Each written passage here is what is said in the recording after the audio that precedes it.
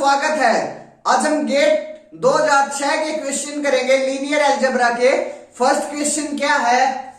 The dimension of the subspace x1 x2 x3 x4 x5 such that 3x1 minus x2 plus x3 equal to 0 of R5 is, these are the options। हमने dimension बताना है इस subspace का। किसका subspace है ये? R5 का। जो डायमेंशन ऑफ सबस्पेस है वो क्या होता है हमारे पास? डायमेंशन ऑफ सबस्पेस कैसे निकलता है? Number of variables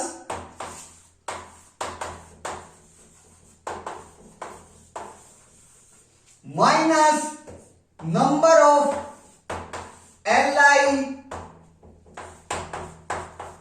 restriction.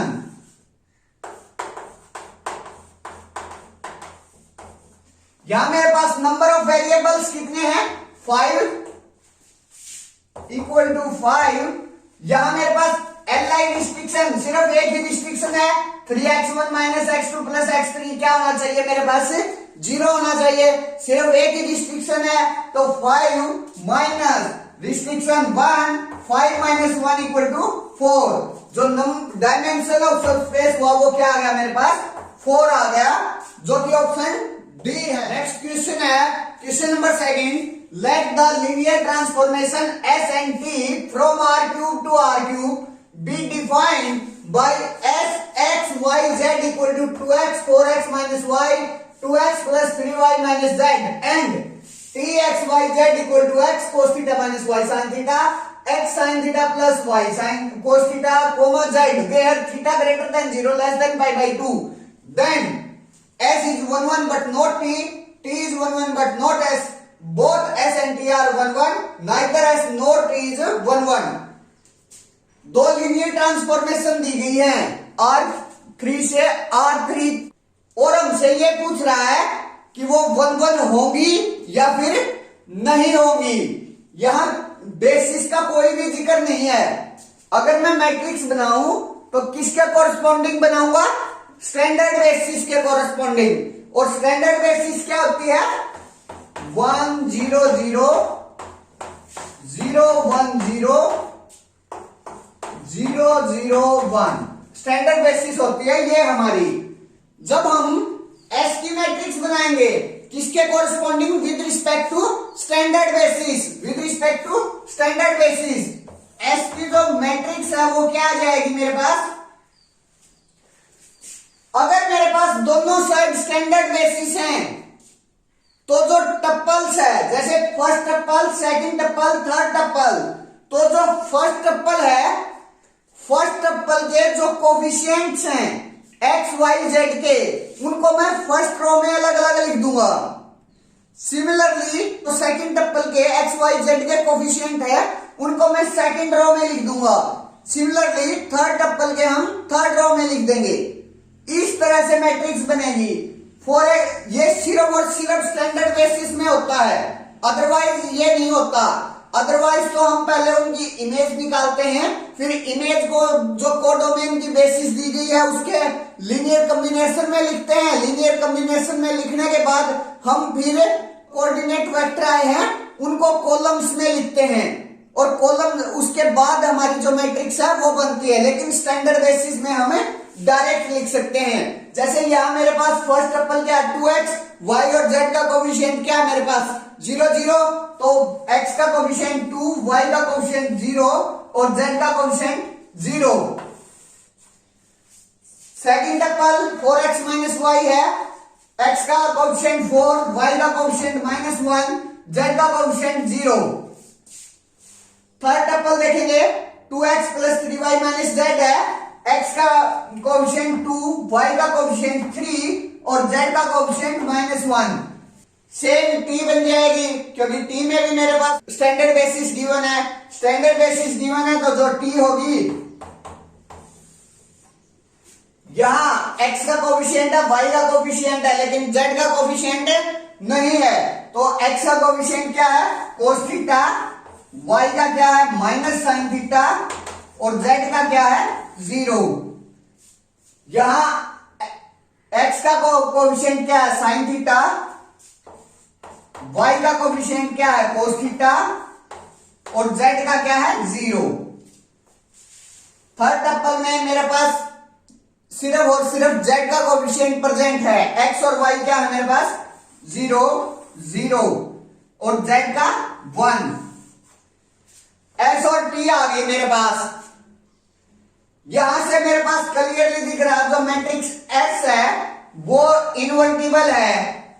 Invertible है तो जो ट्रांसफॉर्मेशन S होगी वो 1 1 हो जाएगी, क्योंकि सिर्फ और सिर्फ एक 0 0 0 वेक्टर ऐसा होगा जो कि 0 वेक्टर पर जाएगा। अगर हमारे पास सिर्फ और सिर्फ 0 वेक्टर ही 0 वेक्टर पर जाए तो मेरे पास वो जो ट्रांसफॉर्मेशन होती है वो 1 1 हो जाती है। तो यहां से मेरे पास S एक 1 1 ट्रांसफॉर्मेशन होगी। अब t पर बात करते हैं। t मेरे पास ये है और जो थीटा है मेरा वो 0 से बड़ा और π/2 से छोटा है। अगर मैं इसका डिटरमिनेंट निकालूं, अगर मैं इस रो से एक्सपेंड करूं इसको तो मेरे पास क्या आ जाएगा, determinant of t equal to 1 into 1 cos theta minus sine theta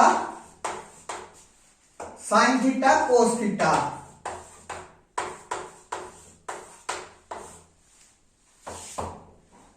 cos square theta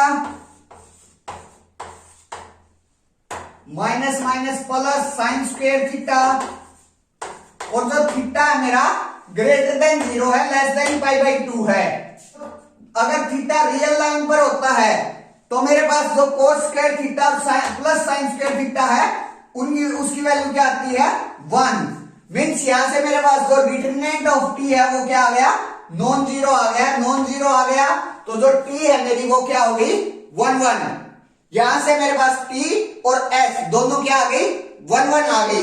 तो option C is right answer. Next question क्या है मेरे पास, let V be the vector space of all real polynomials.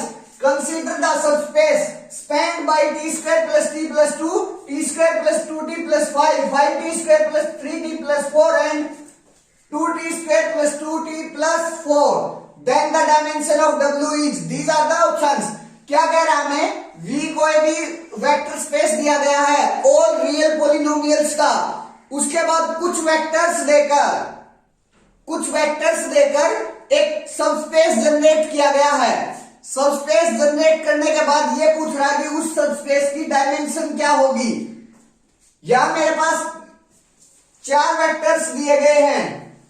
अगर मैं इन 4 vectors का maximal Li set निकाल लेता हूं, फाइनाइट है वेक्टर्स फाइनाइट है, और अगर मैं मैक्सिमल Li सेट निकाल लेता हूं तो वही मेरा क्या बन जाएगा, बेसिस बन जाएगा किसकी, W की। और जितने भी फिर बेसिस में एलिमेंट है मेरे पास वही क्या होती है, डायमेंशन। तो देखिए मैं इनका कोफिशिएंट मैट्रिक्स बना लेता हूं, और कोफिशिएंट मैट्रिक्स बनाने के बाद उसको RF में कन्वर्ट कर लेता हूं। RF में कन्वर्ट करने के बाद मैं उसका रैंक देख लूंगा और वही मेरे पास क्या हो जाएगा फिर, dimension of W। Coefficient matrix बनाइए, t square 1 t 1 2 t square plus 2t plus 5 की कोफिशिएंट क्या है 1 2 5। नेक्स्ट का 5 3 4 एंड लास्ट का 2 2 4। अब इस मैट्रिक्स को हम RF में कन्वर्ट कर लेते हैं और जो रैंक आएगा वही मेरा क्या बन जाएगा, मैक्सिमल Li सेट बन जाएगा, और फिर वही क्या हो जाएगी मेरी डायमेंशन ऑफ W। अगर मैं क्लियरली दिख रहा है जो ये रो है इसका डबल है, तो ये तो मेरे पास है एंड क्लियरली होगी। अब सिर्फ और सिर्फ मेरे पास 3 रो बचती हैं,